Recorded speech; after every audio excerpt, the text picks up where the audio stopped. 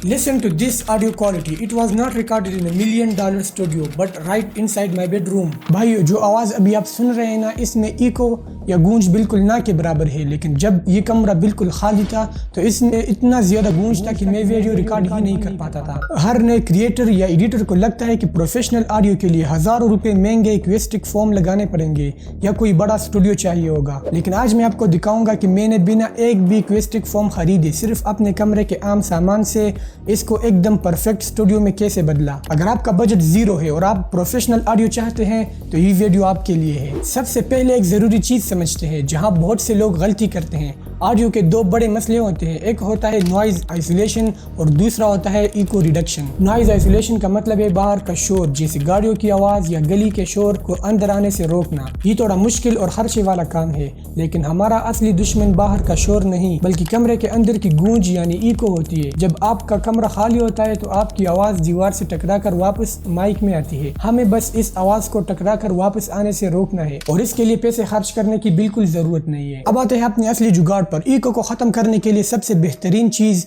Soft और heavy material है। ये जो बिट्स के मैट्रेसेस, पिल्लोज और चेयर्स की कुशन होती है, ये आवाज के लिए एक स्पॉन्ग एब्जॉर्बर का काम करती है। जब मैं बोलता हूँ तो आवाज दीवार तक जाने के बजाय इन बिट्स और चेयर के सॉफ्ट कपड़े में एब्जॉर्ब हो जाती है। अगर आपका कमरा खाली है तो इसमें एक बेड या कुछ एक्स्ट्रा कुशन रखने से ही आपकी 50% इको खत्म हो जाएगी। अगली जरूरी चीज है आपकी सेटअप की डायरेक्शन। मेरे पास यहाँ 2 पीसी टेबल है। हमेशा याद रखें कि जब आप रिकॉर्ड कर रहे हो तो आपके बिल्कुल सामने या आपके माइक के बिल्कुल पीछे बिल्कुल खाली दीवार नहीं होनी चाहिए। अगर आप बिल्कुल खाली दीवार के सामने बोलेंगे तो आवाज़ फौरन टकराकर माइक में रिकॉर्ड हो जाएगी। कोशिश करें कि आपका टेबल ऐसी जगह पे हो जहां आपके आसपास सामान बिखरा हुआ हो या दीवार दूर हो, ताकि आवाज़ को बाउंस होने का मौका ही ना मिले। कमरे में जो विंडो होती है वो भी आवाज़ को बहुत ज़्यादा बाउंस करती है क्योंकि इसमें गिलास लगी होती है। अगर आपके कमरे में विंडो है तो उस पर कोई कपड़ा ज़रूर लटकाना। इस सिंपल कपड़े की वजह से 2 फायदे होते हैं। एक तो बाहर से आने वाला हल्का फुल्का शोर रुक जाता है और दूसरा अंदर की आवाज़ शीशे से टकराकर गूंज पैदा नहीं करती।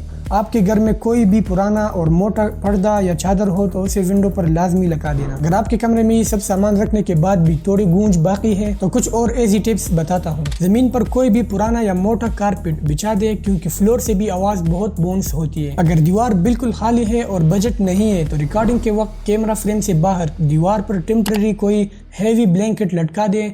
जब आपका काम खत्म हो जाए तो आप उसे वापस उतार सकते हैं। मकसद सिर्फ इतना है कि आवाज़ को खाली दीवार ना मिले। तो दोस्तों, प्रोफेशनल ऑडियो के लिए महंगे सेटअप्स के पीछे भागने की जरूरत नहीं है। अपने कमरे के सामान को सही तरह मैनेज करें, विंडो पर कपड़ा लगाएं और आपकी ऑडियो क्वालिटी नेक्स्ट लेवल हो जाएगी। अच्छी वीडियो के लिए अच्छी ऑडियो का होना 50% जरूरी होता है। अगर आपको ये टिप्स पसंद आए और आपको इससे कोई मदद मिली हो तो वीडियो को जरूर लाइक करें और एडिट एंड प्ले को सब्सक्राइब करना मत भूलना। मिलते हैं अगली किसी बेहतरीन टॉपिक के साथ। अल्लाह हाफिज।